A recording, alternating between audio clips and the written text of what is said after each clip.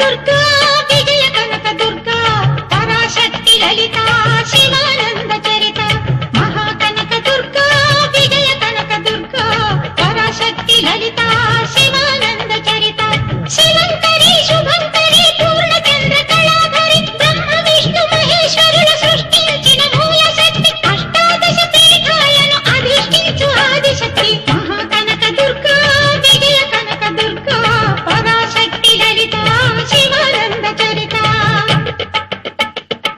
నిండు మనసుతో అమ్మ ఉందని నమ్మిన వారికి కళ్ల ముందు కనిపించే దైవం అవుతుంది.